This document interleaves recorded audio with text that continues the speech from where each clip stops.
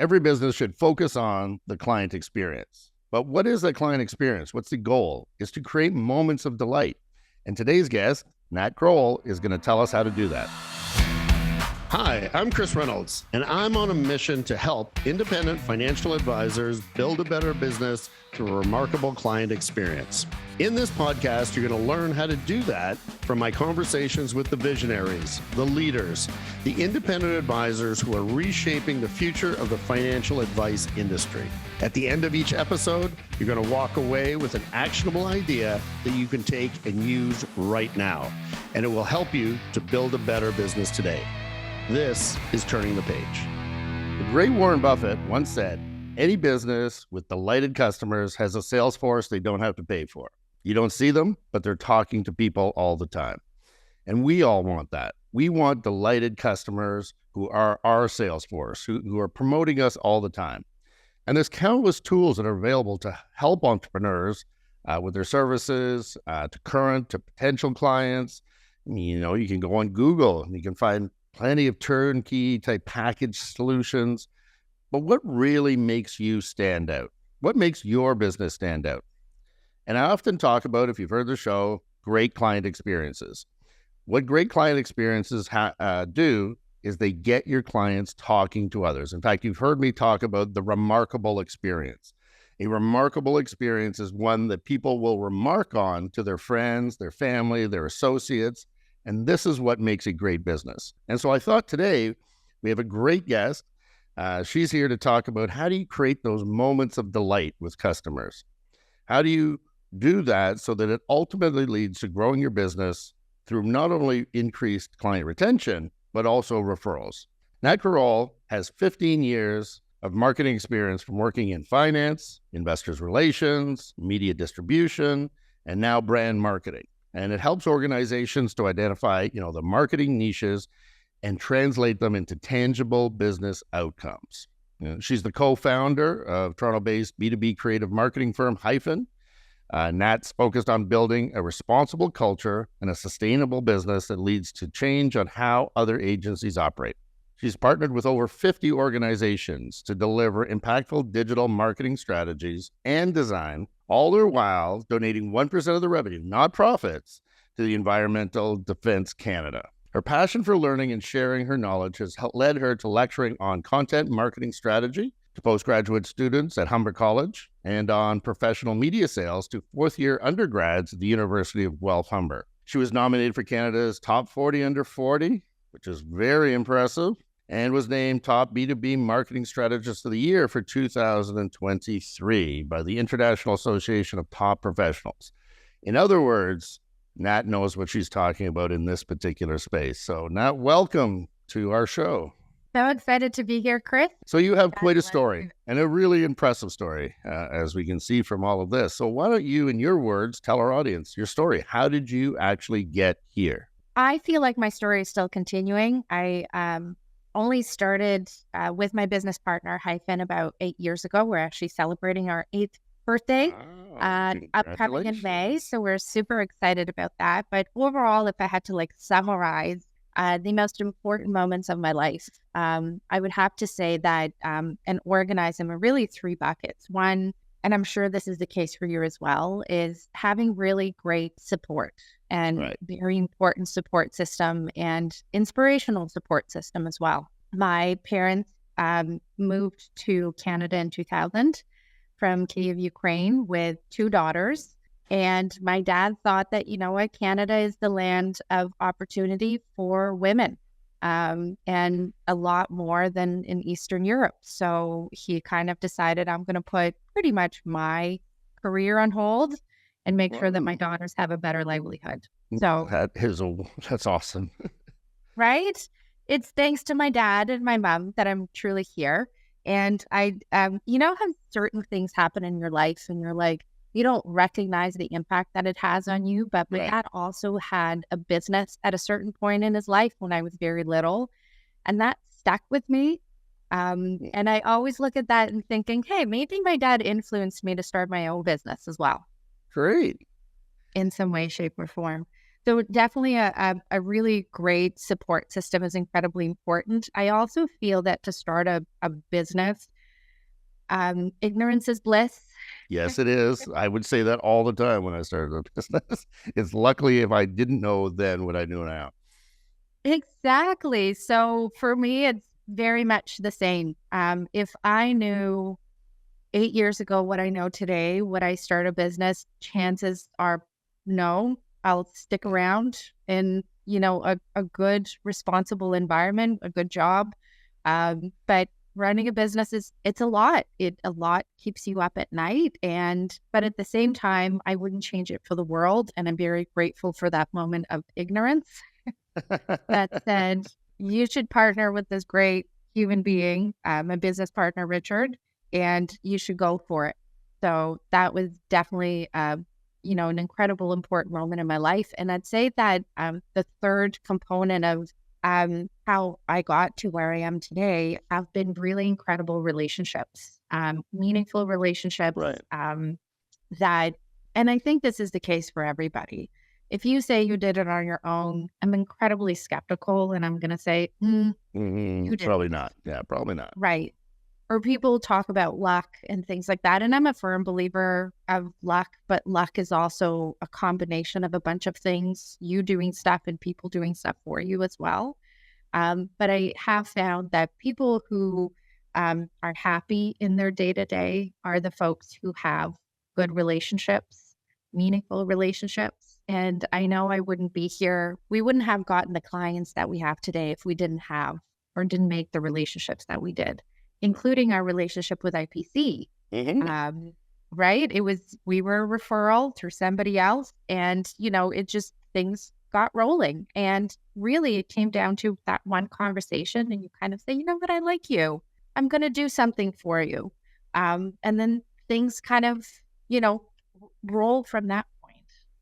Yeah, no, absolutely. And I should have said that in the introduction is that Hyphen handles our media. And specifically, I can tell my media. So all that stuff that you see and you think that I have great content, which I do, by the way, but it's Nat that makes that all come to life. And also I wanted to expand about what you said about entrepreneurship and knowing then, if you knew then what you knew now, you might not have done it.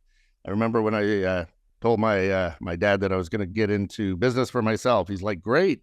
Now you get to work half days. You just have to pick which 12 hours you're going to work. Very true. Especially in the beginning. Right? And so you've built a business and a life, and you come from the finance world, right? So that's how you sort of got here. So maybe talk a little bit about that. Finance was my first love. I stumbled upon it at a very young age. So I was still in high school. And I was lucky enough that the high school that I was in, Jarvis Collegiate, if anybody knows, huge fan, they had a co-op program. And I actually really wanted to get into accounting, but no CPA firm was going to take a high school student to, do their co-op there. But Bank of Montreal, Nesbitt Burns, was looking for cold callers. I was the only girl trying out. And I was the only one that wasn't in university, and I got the job. And I know from that point on, my world has completely changed because, and I'm going to paraphrase one of my mentors and actually managers in the finance industry, but he said to me, your vantage point from the 53rd floor is incredibly different from everybody else your age. And I didn't get it at that point, but today I completely understand what he meant. Absolutely. So you started off with what they call the book of leads. I know I started the same way, where they hand you a phone book and they're like, these are all your leads. You just have to call them. They just don't know you exist right now. Exactly. Yeah. So, and I stuck around. So that was, I think, grade 11. I stuck around up until grade 12. And then the financial advisor that I worked with switched firms over, and he's asked if I would join him. Oh, wow. And of course I said yes. So, and that's how it rolled. And I was then through university worked at Raymond James, a firm that it's an independent financial institution similar to IPC.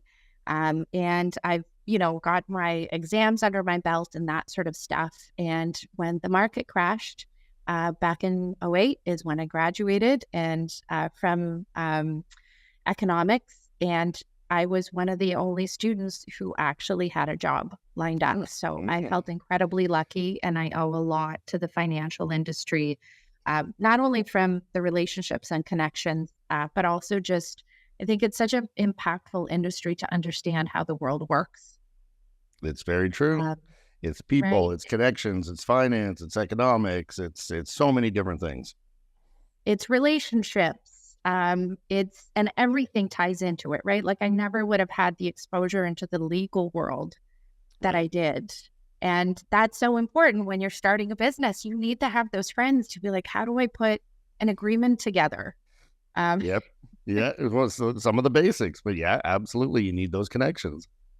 Exactly. And it's also, I think it's an incredibly fun industry. When I was growing up in it, also, I think things have calmed down a little bit. But for somebody in their early 20s, you work hard 8:30 to 4:30, but then you have your nights, and we all would have just such a great time getting to know one another at the branch and, exploring the city, being on softball teams together, that sort of stuff, right? Right. Like, and this is the relationship portion of it that I think that's so incredibly important.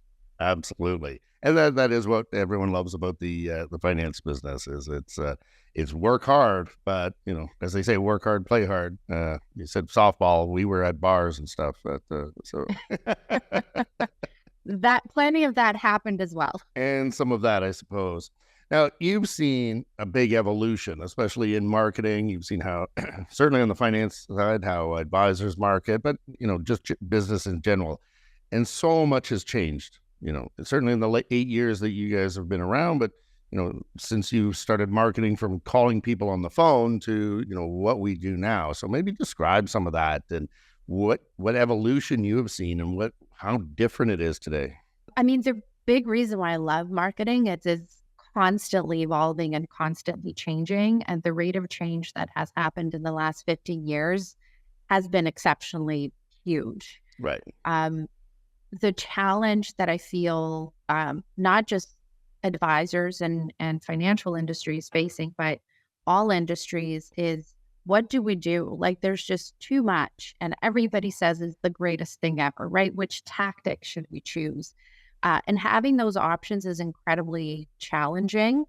And I would say that, what I am seeing as probably the biggest mistake that a lot of organizations are doing is choosing a tactic rather than following a plan and a strategy. Right. Just because somebody else is doing it.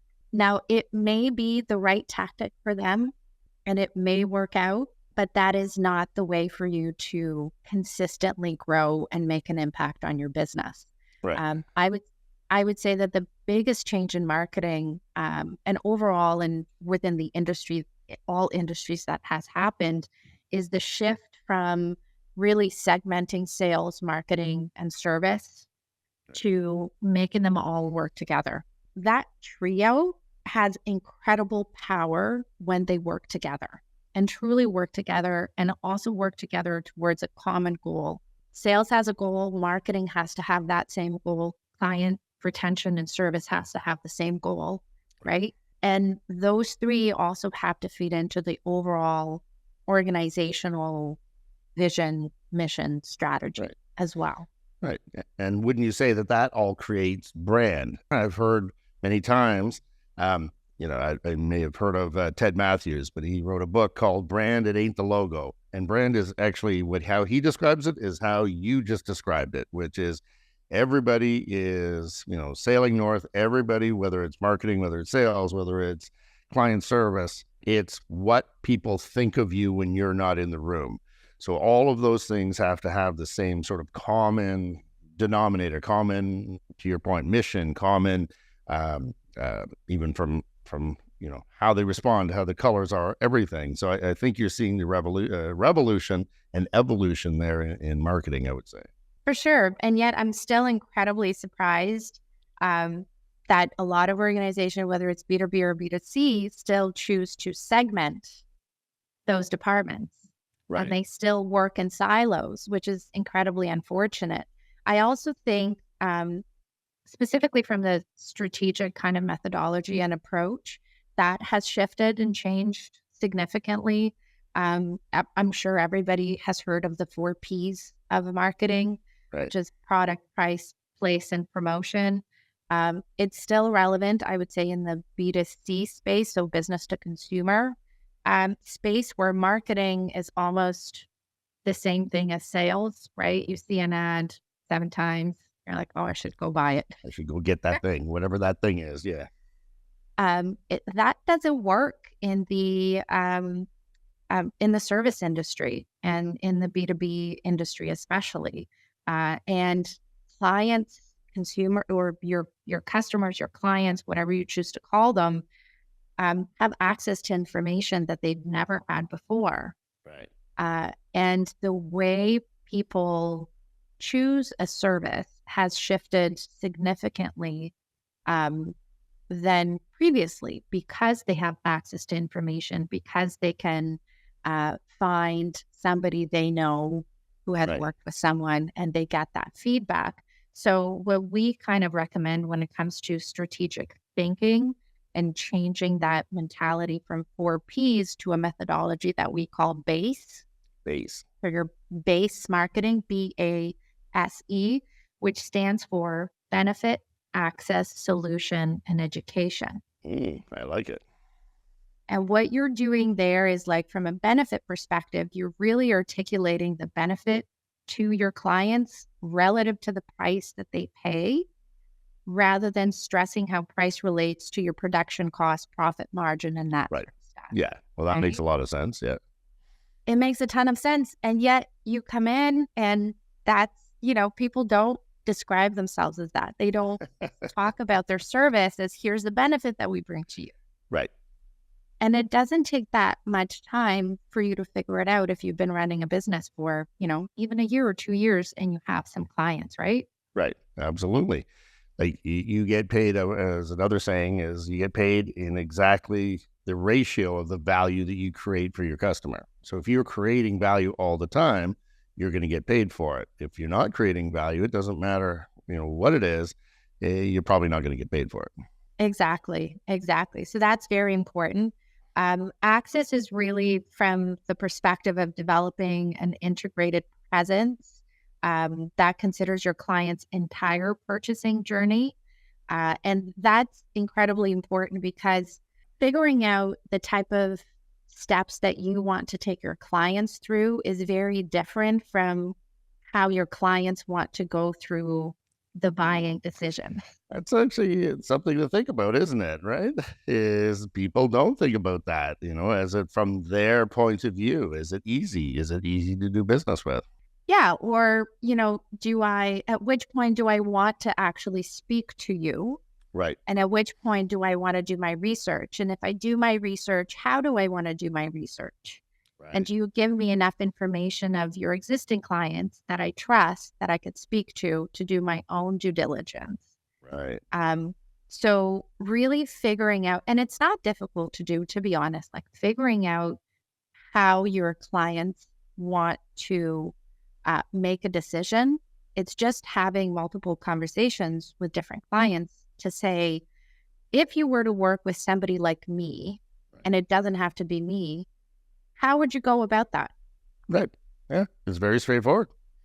Incredibly straightforward, right? And you having that purchasing journey then really helps you figure out the tactics as well, and where to place those tactics, and what kind of information you should be sharing with them, when and how. Yeah, absolutely. Yeah, give everyone something to think about there. Yep. I'm always happy to talk strategy. It's my favorite thing on the planet. It really is. It truly is. I love it. My favorite book is The Art of War, of course, because every battle is won before it's ever fought. That's the strategy 101, is figure out how you're going to win and then implement it. And to your point, a lot of people like just having battles, tactics. And one battle, then another battle, then another battle, but they never think about what the war is and how you're going to be victorious in that. And so that comes to exactly what your company does, brand strategy, and how do you do that. This is like, of course, my favorite topic, talking about the client experience, talking about moments of delight, and I'd love to talk to you about some of the moments of delight you provide your clients. If you'd like to have a virtual coffee, not a problem. We'll find a link in the show notes to schedule a virtual coffee. I look forward to the chat and look forward to how we can together create a great client experience. The other thing I think that has changed, and certainly I've certainly seen the wealth management business not keep up, is in, utilizing digital property, utilizing, social media, utilizing these types of new ways to communicate to people. Because, let's face it, most wealth management companies are ran by old people and they don't utilize any of these things. So maybe talk a little bit about that, because I know that you guys do a lot of work in that space. Yeah, so we specifically specialize in LinkedIn because that platform is, the appropriate platform for the industry and the audience that you're trying to attract. I kind of feel because the wealth industry is aging and they're having a hard time keeping up, they just don't want to do new stuff. Right. And as I'm growing up, I totally get it. Like now you're becoming one of them. You're becoming one of us. Exactly. I have zero interest in being on TikTok, What? Well, I don't know. I spend far more time than an adult male should on TikTok. I find it so entertaining. So here's the thing. Being on TikTok, like seeing what's out there and actually putting time, energy, effort, and thought into the platform so that you develop a following, so you have content. Those are two different things, right? Yes, and when yes. And this is where I feel like it's the paralysis that happens within the financial industry. A big portion of it is, this is something new. We don't know what's going to happen. It could really blow out of proportion. The other component, which is incredibly, I think, valid, is a regulatory environment. Yes. Yeah. The fun police are always there. Exactly. And I think, I don't remember who I was chatting with recently, the compliance department's thought process, I think, has also changed over the last little bit, where instead of saying, no, we can't do it or we won't do it, their approach is, how do we do it? Right. How can we figure this out? Exactly. And I think that gives significant, confidence to the advisors to now start testing out new the systems and the platforms, yes, and how to do stuff, right? Even things like newsletters, communicating with your clients, has been a real big challenge in the past, because compliance, the fun police, as you call them, would take out all the fun, and you couldn't put the personality. And having personality in your social presence is what's expected these days. I want to get to know you as a human being. Right. I need that authenticity. And when compliance takes that out, then you kind of look at it and go, well, what's the point? Right. It's all sort of whitewashed. Everyone looks the same. Everyone has the same thing. Markets are up, markets are down, economics, blah, blah, blah. But that's not interesting to the average person. There are people who are interested in that, and those are usually other advisors. They're not really consumers. Exactly. The other thing about implementing digital solutions for advisors is the timeliness of it. Right. You have to do it quick. You got to jump on it. And a lot of times it's like, a week or 2 weeks have passed. And it's like, well, what's the point? Right. Yeah. You can't say much about the budget now. It's already filtered through the system. So no, I totally see that, and it has changed, and as I think people are now starting to catch up. But it still surprises me when I talk to any businesses. There's even businesses I was looking at just recently didn't even have a website. I'm like, what kind of business in 2024 doesn't even have a website and expects to actually stay in business? And again, even a newsletter, to your point, there's a bare minimum to communicate with clients, and yet I still, to this day, run into people who don't communicate with their clients on a regular basis, other than, proactively or reactively, depending on the case. Going a little bit different direction. Yeah. But I think it's changing. I think people are starting to get it. But going to a little bit, different direction, what we've talked about in the introduction is these, and we've talked about this, the moments of delight. How do you purposefully, look for those areas where you can delight clients, because as we know, it leads to better retention, referrals, and it grows the business and grows the brand. So maybe give us some examples of, some of the things to delight customers and some of the cool things that you've seen. And I do want to differentiate a little bit between just general client experience, which a lot of people focus on, and it would be a process, right? Or a system that you have put together for yourself. Moments of delight is really nothing extravagant. It's just looking at that client experience and thinking about how can we, depending on the type of client that you have, but how can we insert little fun moments, whether it's of collaboration or surprise, that will make the client go, oh, I didn't expect that. That was really cool. Yeah. And exactly. That's what stands out in their minds, right? And there are challenges, like it sounds cool, but it's also very difficult to implement, right? Because when you have a book of but also when you have a book of 100 clients plus, how do you include moments of delight for every single client? Right. Challenging. Exactly. So I'd say segmentation is incredibly important there, and segmenting your clients, not just based on their book size, but think differently on how you can segment your clients based on, for example, interests, hobbies, or passions that they have, or opportunities within the account, right? Because you might have a new account that only decided to give you a piece of their puzzle, piece of their wealth, but there's greater opportunity. So you do want to focus on them more than somebody else. Just giving that as an example, right? One of the things that I think is super cool, every financial advisor or portfolio manager I know has or does provide reports to their clients. Correct. Yeah. Those reports are not fun in any way, shape, or form. By any stretch of the imagination. We try to go out of our way to make them as complicated as possible. That's our goal as the wealth business. Exactly. So for those, let's say you have some tier 1 clients that you want to delight and have really incredible experience with them. Think about when it comes to the reporting portion, talk to your clients to find out what are the top 3 KPIs that you're looking for from me, or top 5. Provide those. So that already creates a good client experience. The moment of delight would be give them a shout, or somebody on their team gives your client a shout and just kind of says, hey, just wanted to take you very quickly through your latest report. Here's top 3 things. Here's what we're excited for. If you want to chat more, let me know. I love that. That's a great idea. Or technology, digital things are fantastic. What we do when I provide a proposal to clients is I record a little video and I send it in my email. Do that for your clients when you send the report. Great idea. I love that one too. Right? Just little things like that. One of the things that I'm not sure how related it is to the financial industry, but for example, we do a lot of design in-house.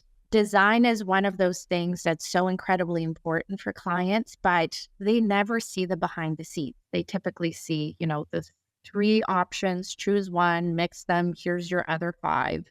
And then you move on to the color stage, so on and so on. What we do is we actually, once we develop the 3 concepts for our clients, we bring them in on the meeting and we actually show them how those concepts came to life. Oh, that's a great idea. And they see and they become involved with that process where the designer is there and, they can say, oh, can we make this green? Can we change this line to be a little thinner? And then we get them in the process of working with us. Right. Creates incredible buy-in, costs us nothing, makes our lives easier actually at the end of the day, because the approval, the review process, all that stuff just starts happening a lot quicker because they feel like they contributed, they collaborated, and ultimately it's for them, not for us. Right. I love that. That's a great idea, and one that you could certainly incorporate into our business. I know one moment of delight, you were saying it doesn't have to be complicated. It can be very simple. One that we started to implement around our offices was just having a welcome sign for clients as they came in. Just welcome Chris. People were literally taking pictures of it and posting it on their social media. And again, it's such a small thing. And I remember talking to some of the people around our branches, and they're like, no, that's stupid. Nobody wants to see their name. I'm like, well, go a month and do it and see what your reactions are. 100% of the time, they were like, oh, as soon as the client saw their name, they were so happy. And as I said, they took pictures, they commented about it. So to your point, it doesn't have to be a lot. It just has to be thoughtful and something that you can do to make it personal.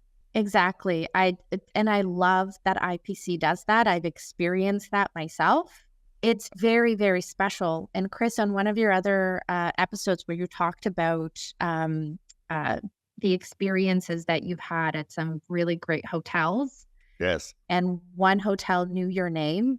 Even that, right? Coming up to reception and someone greeting you, knowing that it's you. And it's so easy to find what people look like these days. Oh, yeah. Yeah, exactly. It's very very simple, but it was amazing. I was actually a Four Seasons in Mexico City, and it wasn't just the first person I met. It was every person throughout the whole hotel. And I'm not still to this day confused about how it actually happened, but literally everywhere from going into reception to the person that took my luggage out to the first bar that I went and sat down in. All said, oh, yeah, Mr. Reynolds, can I get you? And then went from there. And as I said, I've told that story now probably a million times. So, Four Seasons gets the kudos for having that kind of client experience. And it's one of the things that they're known for in their brand, right? So, yeah, it's one of my favorite hotels for sure. And it's similar also to the Disney experience. They have the same thing on the cruise ships where everybody knows your name and people are just like, how? Yeah, and how they remember it. So you see, and then we can apply that in so many different facets in our business. The other area that I find very, fascinating or great about what you guys do is, you're building a sustainable business as well. You're giving back to the community, and you feel that's very important for your firm, your brand. So maybe talk a little bit about that, why you go that direction, and has it been good for business? I mean, my eyes are lighting up right now because so a little bit of a background story. My business partner, Richard Lee, and I met thanks to the Sick Kids Foundation in Toronto. We have like a very special bond as a result of that. And we always say the reason why we, to this day, love working together, have a very good professional partnership is because our relationship and our friendship is based on values. Right. And same values. The same values, and we have difference of opinions. We are two incredibly different people in every way, shape, or form, but our values are so aligned, and it's just thanks to also how we met. So when we decided to go into business together and really marry our two individual businesses together, we, from the very get-go, said we need to make sure that our values are front and center for Hyphen. Right. And our values are such, we want to be and are a responsible business. And that can mean so many different things to so many people. Right. And that's why it's important for us, what you mentioned at the beginning, we became 1% for the Planet business members in 2020, where we donate 1% of our revenue on an annual basis to impactful nonprofits. And those nonprofits benefit the community, benefit the environment. And we also just applied or submitted our application to the B Corp certification, which B Corp is a benefit business that is so it's a for-profit business that dedicates as much thought to how to run a profitable business as it does to the impact that the business has on the communities, environments, and the team. Oh, that's interesting. I've never even heard of that myself. So Patagonia is a B Corp. Ben and Jerry's is a B Corp. And the reason why we feel it's important to have those certifications is to really show people that we don't just say we're a responsible business, we are actually accountable to specific standards and really difficult standards to accomplish. Right. And how that helps our business is fascinating because our service business runs on people. My team is the most important group of human beings to me. And the agency space, which is where we're in, has a really tough time attracting and retaining talent. Mm-hmm. It's known for really long hours. It's known for underpaying because you work on cool accounts. Yep. Right? It's known for really misunderstanding, especially women, once you start having families and stuff and not being accommodating to women. And also, I think even men like just don't care to, be used and abused on a daily basis. Right. Yeah. It's weird that way, but yeah. Right? So for us, doing the things that we're doing really attracts the right type of client, the right type of talent, Right. and keeps them around because as a business, we're dedicated to having long, really meaningful relationships with our team and our clients. And that benefits our clients because they see, I've been a client with you. We've been working with IPC since 2018 or 2019. Yeah, for a long time. And you have been working with the same people. There's been new people coming in, but the core team has remained the same. And there's so much stability and confidence that you provide to the people that you work with, to your clients, when you show that we treat our team well, so they will treat you well. Exactly. I've seen many good mentors of mine say the same thing. Focus on making your team happy. They'll make your customer happy. Yeah.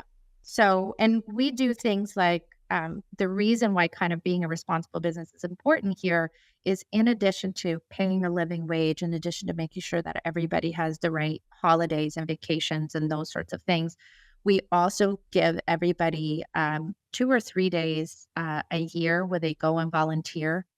That's paid for them. They have unlimited sick days. So it's understanding that you're not feeling well. I'd rather you take the time that you need.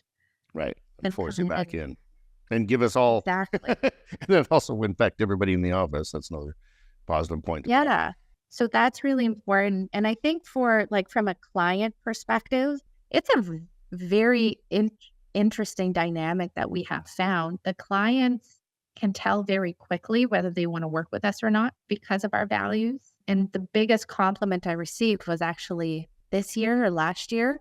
Someone wouldn't even talk to us, which was like, they weren't even interested in working with us, but they were our client's client that we needed to interview.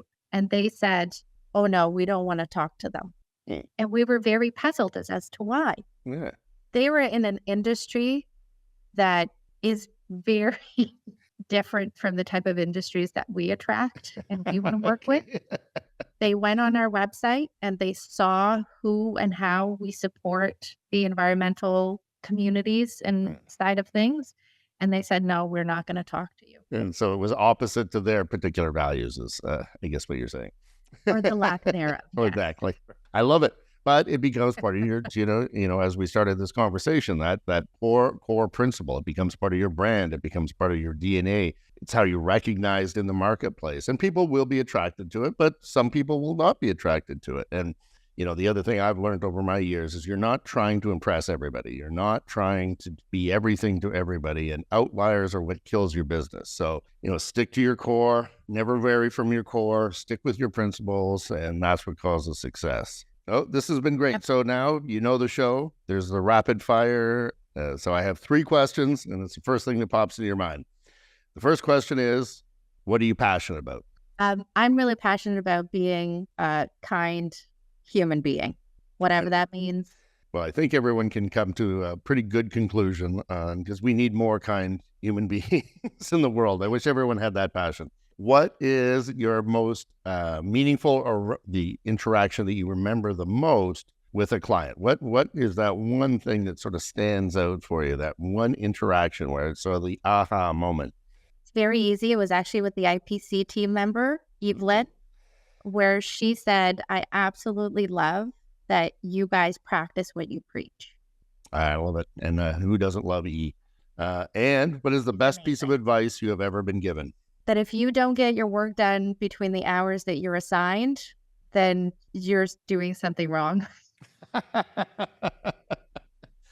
I like that piece of advice. I think I'm going to take it and promote that everywhere I go. Nat, this has been great. From summing it up, it's really about coming back to what you said. What is a brand?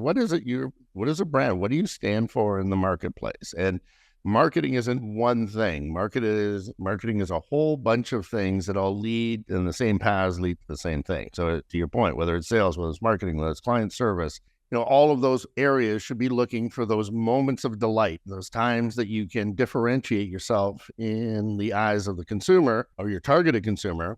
The other thing that you certainly have talked about is those values, is making sure that the values are consistent with not only the people that you have on your team, but certainly your potential clients. And that doesn't mean it's everybody. There are people who you will attract and people you will not attract. And that's okay, because that also goes back to your core brand. And, these things are constantly evolving, but I think those types of principles will last forever. Nat, any final words for our audience? Thank you for having me. It's been an absolute pleasure. And if anybody wants to talk marketing strategy or how to set up your business or anything like that, please get in touch with me. Would love a conversation. That is great. And I can tell you from somebody who's a customer, you will not regret that particular phone call. So Nat, thank you so much for being on the show. We've learned a lot. I could probably keep going for another hour, but maybe we'll get you back on in some future point, because I know there's a lot of points I want to expand on. Would be happy to come back. For those who want to chat about a great client experience, just go to the show notes, hit the link, and we can schedule a virtual coffee. Thanks for joining me on Turning the Page. What did you learn from today's episode? If you follow me on LinkedIn, please drop me a comment there. I'd love to chat with you about it over virtual coffee. Send me a message on LinkedIn, or you can do so at our website. The link's in the show notes. I'm Chris Reynolds, and until next time.